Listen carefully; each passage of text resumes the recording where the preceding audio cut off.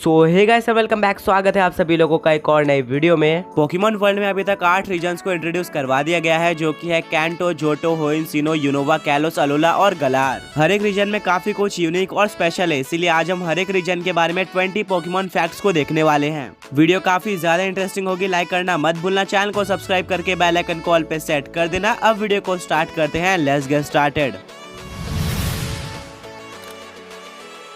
Start करते हैं सबसे पहले और हमारे फेवरेट रीजन कैंटो रीजन के साथ। फैक्ट नंबर 1, क्या आपको पता है कैंटो रीजन एक लौता ऐसा रीजन है जो कि हमारे रियल वर्ल्ड की एक रीजन पर बेस्ड है। हाँ, जापान में एक रीजन है जिसका नाम है कैंटो रीजन, इसका नाम भी उसी से इंस्पायर्ड है। फैक्ट नंबर 2, क्या आपको पता है जब शुरू में कैंटो रीजन के पोकेमॉन गेम्स को रिलीज किया गया था तो ऑलमोस्ट किसी को भी नहीं पता था कि इस रीजन का नाम कैंटो रीजन है। काफी लोग ये बिलीव करते थे कि इस रीजन का नाम इंडिगो रीजन है, क्योंकि इस रीजन की मेन लीग है इंडिगो लीग। बट आगे जाके जब गेम रिलीज हुआ तो सबको पता चल गया कि इस रीजन का नाम कैंटो रीजन है।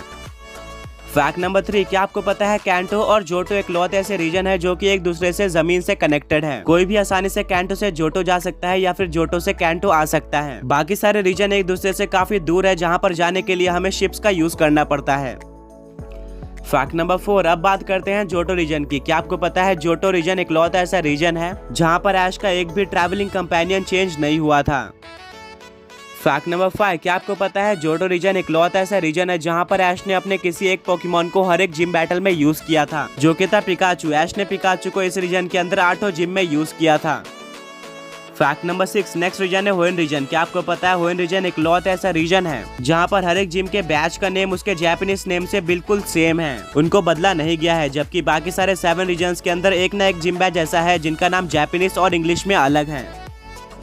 फैक्ट नंबर 7, हम सबको पता है कि पोकेमॉन वर्ल्ड के अंदर हमें काफी कम ऐसे कैरेक्टर्स हैं जिनके फादर दिखाए जाते हैं। बट क्या आपको पता है होइन के गेम्स इकलौते ऐसे गेम्स है जहां पर हमें मेन कैरेक्टर के फादर दिखाए जाते हैं। इस गेम के मेन कैरेक्टर है मे और ब्रैंडन। इन दोनों के फादर की तरह हमें नॉर्मन दिखाए जाते हैं, जो कि एक नॉर्मल टाइप जिम लीडर है। फैक्ट नंबर 8, अब बात करते हैं सिनो रीजन के बारे में। वेल, ड्रैगन टाइप एक काफी ज्यादा पॉपुलर और स्ट्रॉन्ग टाइपिंग है, जिसके चलते हमें हर एक रीजन में एक ड्रैगन टाइप का स्पेशल ट्रेनर देखने को मिल जाता है। पर क्या आपको पता है सिनो रीजन एक लौता ऐसा रीजन है जहां पर हमें कोई भी ड्रैगन टाइप का स्पेशल ट्रेनर देखने को नहीं मिला। फैक्ट नंबर 9, अभी तक जितने भी रीजन इंट्रोड्यूस करवाए गए हैं उनका नेम शुरू से लेकर अभी तक बिल्कुल सेम है। पर सिनो रीजन एक लौता ऐसा रीजन है जिसका नाम चेंज हो चुका है। अगर आपको नहीं पता तो सिनो रीजन का एशियन टाइम में नेम था हिसुई रीजन, जिसके ऊपर एक पोकेमॉन गेम पोकेमॉन लेजेंड आर्सेस भी बनाया गया है। यहाँ पर काफी सारे ऐसे पोकेमॉन थे जो कि अभी के टाइम में नहीं है, जैसे कि बैस्क्यू लीजन, हिसुइयन स्टैंटलर, हिसुइयन ब्रेवियरी और हिसुइयन जोरवार्ग। पर कुछ टाइम बाद हिसुई रीजन का नाम चेंज कर सिनो रीजन रख दिया गया। फैक्ट नंबर 10, शाइनी पोकेमॉन्स काफी ज्यादा रेयर होते हैं, बट सिनो रीजन के अंदर हमें सबसे ज्यादा शाइनी पोकेमॉन देखने को मिले हैं, जो कि टोटल 7 है। ये शाइनी पोकेमॉन से शाइनी डस्ट्रॉक्स, मेटाक्रॉस, डिट्टो, राइको, एंटिस, विकुन और अरियाडोस, जिससे पता चलता है कि बाकी सारे रीजन्स के मुकाबले सिनो रीजन में सबसे ज्यादा शाइनी पोकेमॉन रहते हैं। फैक्ट नंबर 11, अब आगे बढ़ते हैं जनरेशन 5 यानी कि यूनोवा रीजन के तरफ। वेल, क्या आपको पता है यूनोवा रीजन के पास रिकॉर्ड है एक ही रीजन में सबसे ज्यादा पोकेमॉन्स का, क्योंकि यूनोवा रीजन में 156 न्यू पोकेमॉन को इंट्रोड्यूस करवाया गया था। सेकंड नंबर पे 151 पोकेमॉन के साथ कैंटो रीजन आता है। फैक्ट नंबर 12, अगर आपने पोकेमॉन गेम्स खेले हैं या फिर कभी भी पॉकेडेक्स को चेक किया है तो आपको पता होगा कि हर एक रीजन का पॉकेडेक्स हमेशा उस रीजन के ग्रास टाइप स्टार्टर से स्टार्ट होता है। जैसे कि कैंटो का बल्बासोर से स्टार्ट होता है, जोटो का चिकोरिटा से स्टार्ट होता है, वहीं पर होइन का ट्रिको से स्टार्ट होता है। पर यूनोवा इकलौता ऐसा रीजन है जिस रीजन के पॉकेडेक्स में फर्स्ट पोकेमॉन उस रीजन का ग्रास टाइप स्टार्टर नहीं है। इस रीजन के पॉकेडेक्स का फर्स्ट पोकेमॉन है फायर और साइकिक टाइप का मिथिकल पोकेमॉन विक्टिनी ना कि स्नाइवी। इसके पीछे का ये रीजन है कि विक्टिनी ओरिजिनली सिनो की पोकेमॉन होने वाली थी, बट आगे जाके इसको यूनोवा में ऐड किया गया।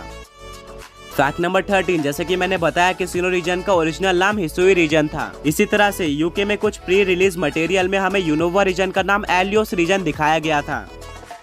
फैक्ट नंबर 14, आगे बढ़ते हैं नेक्स्ट रीजन यानी कि जनरेशन 6 कैलोस रीजन के तरफ। ये भी एक काफी ज्यादा पॉपुलर और फैन फेवरेट रीजन है। वेल, क्या आपको पता है किसी और रीजन के मुकाबले कैलोस रीजन में सबसे कम नए पोकेमॉन्स को इंट्रोड्यूस करवाया गया था, क्योंकि इस रीजन में सिर्फ 72 नए पोकेमॉन्स थे, जो कि काफी ज्यादा कम है। इसके बाद सेकंड नंबर पर आता है अलोला रीजन, जहां पर सिर्फ और सिर्फ 88 नए पोकेमॉन्स थे। वहीं पर अगर हम ह्यूमन पॉपुलेशन की बात करें तो किसी और रीजन के मुकाबले कैलोस रीजन में सबसे ज्यादा लोग रहते हैं, जो कि 1288 हैं।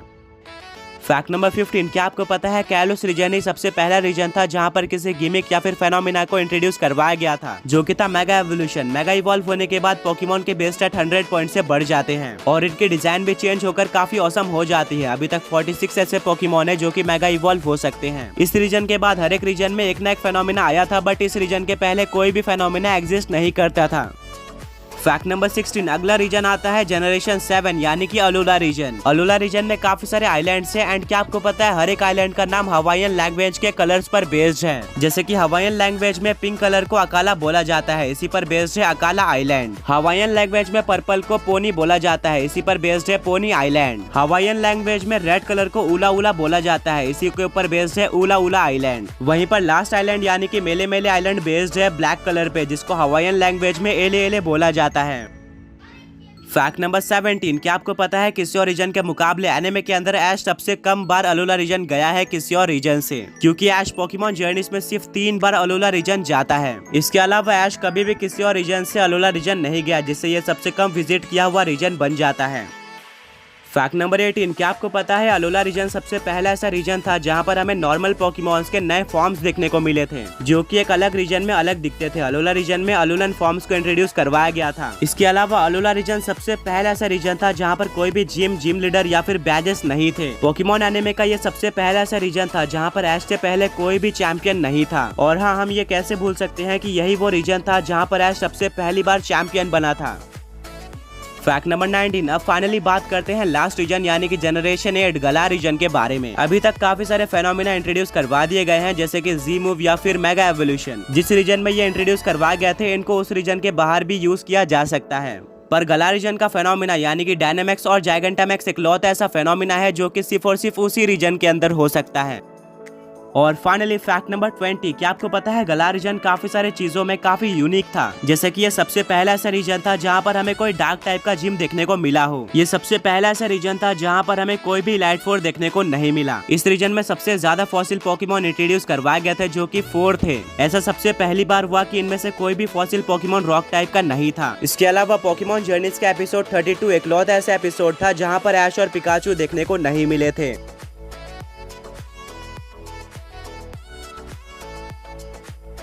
तो गाइस यही था आज के इस वीडियो में। अगर आपको वीडियो पसंद आई है तो लाइक करना मत भूलना, साथ में चैनल को सब्सक्राइब करके बेल नोटिफिकेशन को ऑल पे सेट कर देना।